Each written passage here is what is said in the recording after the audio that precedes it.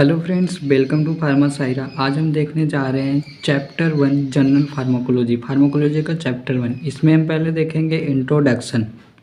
Pharmacology का introduction क्या होता है। तो फार्माकोलॉजी क्या होती है। जो फार्माकोलॉजी होती है वो दो शब्दों से मिलकर बनी होती है, फार्माकॉन और लॉजी। लॉजी लॉगस से मिलकर बना होता है। फार्माकॉन का मतलब होता है ड्रग और लॉजी का मतलब होता है स्टडी, मतलब साइंस का ऐसा ब्रांच जिसमें हम ड्रग की स्टडी करते हैं। उसे क्या बोलते हैं, फार्माकोलॉजी। तो देखते हैं कि जो फार्माकोलॉजी है वो ऐसा ब्रांच होता है जिसमें हम स्टडी करते हैं ड्रग की। और ये ड्रग की स्टडी हम किसके ऊपर करेंगे, ह्यूमन बॉडी और एनिमल। मतलब फार्माकोलॉजी साइंस की ऐसी ब्रांच है जिसमें हम ड्रग की स्टडी करते हैं ह्यूमन बॉडी के ऊपर या फिर एनिमल बॉडी के ऊपर कि ड्रग का एक्शन क्या होता है। ओके, तो फार्माकोलॉजी दो कैटेगरी में डिवाइड होती है। पहली कैटेगरी होती है फार्माकोकाइनेटिक्स और दूसरी कैटेगरी होती है फार्माकोडायनामिक्स। तो फार्माकोकाइनेटिक्स क्या होती है। फार्माकोकाइनेटिक्स मतलब होता है what the body does to the drug, मतलब कि बॉडी का ड्रग के ऊपर क्या इफ़ेक्ट है। तो जब हम ड्रग ले रहे हैं तो बॉडी ड्रग के ऊपर कौन कौन से इफ़ेक्ट को डाल रही है। तो किस तरह की इफ़ेक्ट डालती है बॉडी ड्रग के ऊपर। एब्जॉर्प्शन होता है, डिस्ट्रीब्यूशन होता है, मेटाबॉलिज्म होता है, एक्सक्रीशन होती है। इसे हम शॉर्ट फॉर्म में ADME के नाम से भी जानते हैं, हम इसे ADME भी बोल सकते हैं।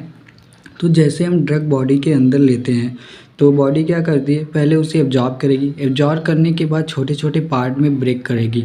छोटे छोटे पार्ट में ब्रेक करने के बाद उसे क्या करती है, बॉडी के अलग अलग ऑर्गन्स में अलग अलग पार्ट में क्या करती है, डिस्ट्रीब्यूट करती है। डिस्ट्रीब्यूट करने के बाद उसका मेटाबॉलिज्म होता है, फिर किडनी के द्वारा क्या हो जाता है, एक्सक्रीशन हो जाता है। तो इस तरह से बॉडी ड्रग के ऊपर इफेक्ट डालती है, जिसे हम किस में पढ़ते हैं, फार्माकोकाइनेटिक्स में। और ये फार्माकोकाइनेटिक्स फार्माकोलॉजी की कैटेगरी में आती है। और दूसरी कैटेगरी क्या होती है, फार्माकोडायनामिक्स। फार्माकोडायनामिक्स होती है। फार्माकोडायनामिक्स क्या होता है, what the drug does to the body, मतलब ड्रग बॉडी के ऊपर क्या इफेक्ट डाल रहा है। अभी इसमें हमने देखा कि बॉडी ड्रग के ऊपर क्या इफेक्ट डाल रही है, लेकिन इसमें क्या देखेंगे, ड्रग बॉडी के ऊपर क्या इफेक्ट डाल रहा है। तो इसमें क्या पढ़ते हैं हम, study of drug mechanism. Drug के मैकेनिज्म के बारे में पढ़ते हैं फार्माकोडायनामिक्स के अंदर। ड्रग मैकेनिज्म मतलब ड्रग बॉडी के अंदर गया, किस तरह से बॉडी सिस्टम का उपयोग करके बॉडी के ऊपर अपना प्रभाव डाल रहा है। वो ड्रग मैकेनिज्म में आता है कि बॉडी सिस्टम को इन्हांस कर रहा है, बढ़ा रहा है, घटा रहा है, किस तरह से काम कर रहा है। और क्या पढ़ेंगे, effect of drug on human body. Drug का ह्यूमन बॉडी पे क्या इफेक्ट आ रहा है, कि बॉडी सिस्टम पे क्या कर रही है, मसल्स कॉन्स्ट्रिक्ट करा रही है, रिलैक्स करा रही है, हार्ट बीट को बढ़ा रहा है, घटा रहा है, कि साइड इफ़ेक्ट प्रोड्यूस कर रहा है, एडवर्स इफेक्ट दे रहा है, कि फ़ायदा कर रहा है, नुकसान कर रहा है, किस तरह का प्रभाव डाल रहा है, उसको हम स्टडी करेंगे फार्माकोडायनामिक्स के अंदर में। अगर हम एग्जांपल देखते हैं कि एड्रेनलिन। एड्रेनलिन क्या है, एक प्रकार की ड्रग है। जब हम एड्रेनलिन लेते हैं तो ये इंटरैक्ट करता है एड्रीनो रिसेप्टर से। जो एड्रीनो रिसेप्टर होती है वो सेल के ऊपर पाई जाती है। कहाँ पाई जाती है, सेल के ऊपर।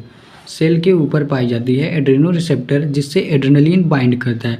बाइंड करने के बाद ये एड्रेनलिन क्या करता है, इंक्रीज कर देता है कार्डियक रिदमिसिटी। कार्डियक रिदमिसिटी मतलब, कार्डियक मतलब होता है हार्ट, रिदमिसिटी मतलब होता है हार्ट बीट। यानी कि जब हम एड्रेनलिन लेते हैं तो सेल के ऊपर एड्रेनो रिसेप्टर से बाइंड करता है और कार्डियक रिदमिसिटी बढ़ा देता है। यानी कि हार्ट बीट क्या होता है, हार्ट बीट को बढ़ा देता है। जब हार्ट बीट बढ़ेगा मतलब ब्लड प्रेशर भी बढ़ जाएगा। तो ड्रग किस तरह से प्रभाव डाल रहा है बॉडी के ऊपर, किस में पढ़ते हैं हम, फार्माकोडायनामिक्स के अंदर में। तो फ्रेंड्स, ये क्या रहा फार्माकोलॉजी की कैटेगरी, और ये रहा एक जनरल इंट्रोडक्शन फार्माकोलॉजी की। इसके बाद है friends scope of pharmacology. Pharmacology का क्या क्या स्कोप होता है। तो हम फार्माकोलॉजी का स्कोप मतलब हम फार्माकोलॉजी को पढ़ने के बाद उसका उपयोग कहाँ कहाँ कर सकते हैं। तो पहला स्कोप किसमें, रिसर्च में, एकेडमिक में, क्लिनिकल फार्माकोलॉजी, इंडस्ट्री, इस तरह से पूरे लगभग 10 स्कोप है फार्माकोलॉजी के। तो पहला क्या है, रिसर्च। हम रिसर्च जब भी किसी नई ड्रग की खोज करते हैं, एक नए फार्मूलेशन को डेवलप करते हैं, तो उसमें हमें फार्माकोलॉजी की आवश्यकता पड़ती है। क्योंकि फार्माकोलॉजी से ही पता चलता है कि जो ड्रग है किस तरह से बॉडी पे काम कर रहा है, उसी हिसाब से हम रिसर्च करेंगे। तो ये रिसर्च में फार्माकोलॉजी का उपयोग होता है। और क्या है एकेडमिक सिस्टम में हम फार्माकोलॉजी का उपयोग करते हैं, मतलब डी फार्म वालों को, बी फार्म वालों को, एम फार्म वालों को क्या कर सकते हैं, एज ए टीचर, एक टीचिंग के रूप में हम फार्माकोलॉजी पढ़ के वर्क कर सकते हैं। तो एकेडमिक में भी फार्माकोलॉजी का बहुत स्कोप होता है। क्लिनिकल फार्माकोलॉजी में जब कोई एक्सपेरिमेंट हो रहा होता है किसी एनिमल के ऊपर, जब हम टेस्टिंग करते हैं ड्रग की, तो वहाँ पे हम ये देखते हैं कि ड्रग के प्रभाव के बारे में, तो फार्माकोलॉजी का नॉलेज रहेगा तभी हम उसके बारे में जान सकते हैं। तो क्लिनिकल फार्माकोलॉजी में भी फार्माकोलॉजी का बहुत स्कोप होता है। फार्मास्यूटिकल इंडस्ट्री, ड्रग का प्रिपरेशन किया जाता है तो वहाँ भी फार्माकोलॉजी उपयोग होती है। उसी के अकॉर्डिंग हम क्या करते हैं, मेडिसिन को ह्यूमन बॉडी के अनुसार प्रिपेयर करते हैं। तो यहाँ भी इंडस्ट्री में फार्माकोलॉजी का स्कोप होता है। फार्माकोविजिलेंस के अंडर में आता है ADR। मतलब क्या होता है, एडवर्स ड्रग रिएक्शन, मतलब कि जब हम कोई मेडिसिन खा रहे होते हैं, मेडिसिन खाने के बाद हमें उस मेडिसिन से जो इफ़ेक्ट चाहिए, उस ड्रग से जो इफ़ेक्ट मिलने वाला है, उसके अलावा कुछ और इफ़ेक्ट शो कर रहा है, तो उसे ही हम क्या बोलते हैं, एडवर्स ड्रग रिएक्शन। और इसकी स्टडी हम करते हैं फार्माकोविजिलेंस के अंदर। अब ये फार्माकोविजिलेंस क्या करता है, एडवर्स ड्रग रिएक्शन को मैनेज करता है, ADR को मैनेज करेगा, कंट्रोल करेगा, उसे इम्प्रूव करेगा। तो इसके लिए भी हमें किसकी स्टडी करनी पड़ती है, फार्माकोलॉजी की। तो यहाँ भी फार्माकोलॉजी का स्कोप होता है। फार्माकोथेरेपेटिक्स, अभी फार्माकोथेरेपेटिक्स क्या होता है, कोई भी डिसीज़ है तो उस डिसीज़ को क्योर करने के लिए, ठीक करने के लिए एक उचित तरीके से कितना अमाउंट में ड्रग को लेना है, किस प्रकार से एडमिनिस्ट्रेट करना है, कितने दिनों तक खाना है, इन सारे चीज़ों के बारे में हम जो स्टडी करते हैं कि ड्रग की फिजियोलॉजी क्या है, इसके बारे में। तो ये सारी चीज़ें फार्माकोथेरेपेटिक्स के अंडर में आती है और इसमें भी हमें फार्माकोलॉजी का उपयोग किया जाता है।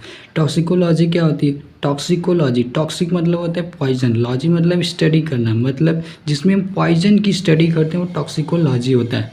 अब कुछ ड्रग ऐसे होते हैं जिनको खाने पर हमारे बॉडी के अंदर पॉइजन बनने लगता है, तो उसे कंट्रोल करने के लिए हमें फार्माकोलॉजी की स्टडी करनी पड़ती है, जिससे टॉक्सिसिटी को कम किया जा सके, जो ड्रग का पॉइजन इफेक्ट है बॉडी से घटाया जा सके। इसके लिए भी हम फार्माकोलॉजी की स्टडी करते हैं और इसमें भी स्कोप है फार्माकोलॉजी का। ओके, तो कीमोथेरेपी क्या होती है, आपने इसके बारे में सुना होगा। जब कैंसर का ट्रीटमेंट करते हैं तो ऐसे डिसीज़ का इलाज करने के लिए हमें कीमोथेरेपी का प्रयोग करना पड़ता है, तो यहाँ भी फार्माकोलॉजी की आवश्यकता पड़ती है। फार्माकोजेनेटिक्स क्या है, जेनेटिकल डिसऑर्डर, ऐसे डिसऑर्डर जो एक पीढ़ी से दूसरी पीढ़ी में जाते हो, एक पीढ़ी से दूसरी पीढ़ी में जाने वाला डिसऑर्डर को क्या बोलते हैं, जेनेटिकल डिसऑर्डर। तो जेनेटिक्स की भी स्टडी करने के लिए, उस डिसऑर्डर को ट्रीटमेंट करने के लिए हमें फार्माकोलॉजी की आवश्यकता पड़ती है। फार्माकोएपिडेमियोलॉजी क्या होती है, एपिडेमियोलॉजी मतलब जब किसी पॉपुलेशन में एक लार्ज पॉपुलेशन में, किसमें, एक लार्ज पॉपुलेशन में कोई इन्फेक्शन या डिसीज़ फैल जाता है तो उसे कंट्रोल किया जाता है। तो उसे कंट्रोल करने के लिए भी हमें फार्माकोलॉजी की आवश्यकता पड़ती है। जैसे आपने कोरोना टाइम पे देखा होगा, जब कोरोना आया तो कई तरह की वैक्सीन डेवलप हुई। तो उस वैक्सीन को डेवलप करने के लिए, ट्रीट करने के लिए, पेशेंट पर उसे चेक करने के लिए हमें फार्माकोलॉजी की आवश्यकता पड़ती है, ताकि हम उसे अच्छे तरीके से चेक कर सकें और पेशेंट को प्रोवाइड कर सकें, उसे ठीक कर सकें। तो फार्माकोएपिडेमियोलॉजी में भी फार्माकोलॉजी का स्कोप होता है। तो इस तरह से यहाँ पर फार्माकोलॉजी का स्कोप है, जिसके बारे में आपको दिया गया है। और जितना मैंने बताया लगभग इतना ही एग्जाम में क्वेश्चन पेपर बनते हैं और क्वेश्चंस आते हैं बस इसी तरह के।